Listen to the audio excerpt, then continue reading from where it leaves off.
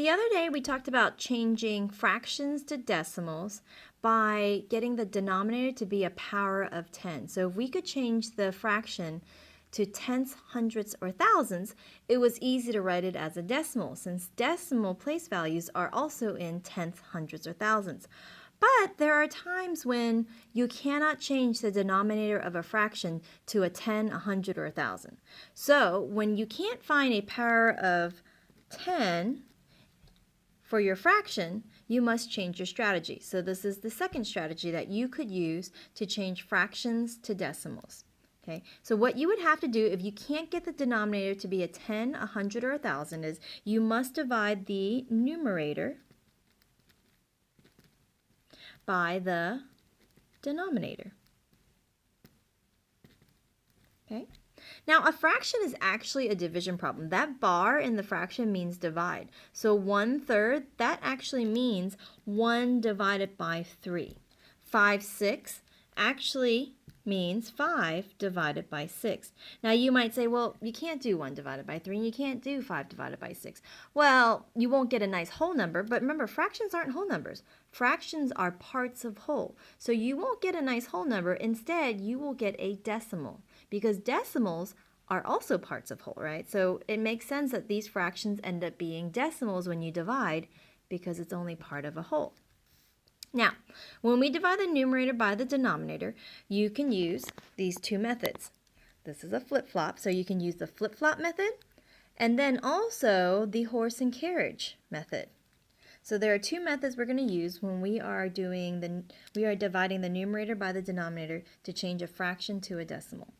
So there is the flip-flop method and the horse and carriage. Okay, and I will show you both. All right, so let's start with 1/3. Is there any way that we can change that 3 to a 10, a 100, or a 1,000? 3 times nothing gives you 10, 3 times nothing gets you to 100, and 3 times nothing gets you to 1,000. So there is no way we can change the denominator to be tenths, hundredths, or thousands. So in this case, we will have to divide the numerator by the denominator. Now this is where the horse and carriage method helps. When you do long division, when you're dividing, a lot of times kids make the mistake of putting the wrong number into the long division box. Okay, so the horse and carriage kind of helps you with that. When you look at a fraction, the top number is the person and the bottom number is the horse, and that makes sense because the person rides on top of the horse. It's not the horse on top of the person, right? So the top number is the person, the bottom number is the horse. So when you divide, so let's say this long division sign is the carriage. Who gets to sit inside the carriage? Not the horse. The horse has to pull the carriage. You can see it in my picture here. The horse pulls the carriage. The person gets to sit inside. Well, 1 is the person, so 1 gets to sit inside, and 3 is the horse. So the 3 has to pull the carriage. Okay? Now, once you've figured out who's the horse and who's the person, the next thing is you'd use the flip-flop method. What is the flip-flop method? So when you look at a flip-flop, there's a hole right there, right? That's like your decimal. Your big toe goes on this side of the hole, and then your 4 other toes go on that side of your flip-flop.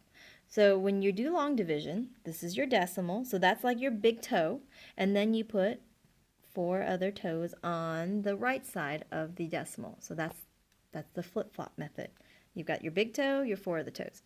You move the decimal up, and then you just divide like you normally would, okay? 3 does not go into 1, so put a 0 there. 3 does go into 10, though. 3 goes into 10 3 times. 3 times 3 is 9. Subtract. 10 minus 9 is 1. Bring down the next 0. 3 goes into 10 3 times. 3 times 3 is 9, subtract, and what do you notice? There's a pattern. You're always going to get 10 when you bring down that 0. So 3 goes into 10 3 times. So you notice that you are going to sit here and do this forever, because really we put 4 zeros, but there's infinite zeros behind a decimal. So if you had to keep doing this, you would sit here for forever. So the decimal for this, instead of sitting here writing 0.3333333 forever, there is a symbol we put on top of the number to show that the number is repeating, that it goes on forever. And that is the bar notation. So if the 3 goes on forever, all we have to do is put that bar above the 3, and that indicates that that 3 goes on and on and on. Okay, so the decimal for 1/3 is 0.3 repeating. Let's look at 5/6. Again, use the horse and carriage. Who's the person? Who's the horse? Before you do your long division, right? Who is the person here? Who is the horse? Well, remember, the top number is the person. The bottom number is the horse because the person rides on the top of the horse. So when it's time to get into the carriage, the 5 gets to sit inside and the 6 has to pull the carriage. Okay? You put your decimal. This is the flip-flop method. That's your big toe. And then you put your 4 toes behind the decimal right there. Then you divide like you normally would. 6 goes into 5. Can't. 6 goes into 50, though. 8 times. Make sure your 8 is above the 50, not above the 5, right? 6 doesn't go into 5 8 times. 6 goes into 50 8 times. 8 times 6 is 48. Subtract. 50 minus 48 leaves us with 2. Bring down the next digit. 6 goes into 20 3 times. 3 times 6 is 18. Subtract. You get 2 again, and this is where you start noticing a pattern. You bring down the 0, you get 20 again. 6 goes into 20 3 times, you're going to get 18 again, and when you subtract, you get 2 again, and you're going to bring down another 0, it's going to be 20. So you notice that it starts repeating with the 3. Therefore, our decimal 5/6 as a decimal is 0.83 with the bar only over the 3. Don't put the bar over the 8 because then you're saying it's 838383. It's not 8383. It's 0.8 and then 33333. So only the 3 repeats. So this is the decimal for 5/6. So this is the second way you can change a fraction to a decimal by doing long division.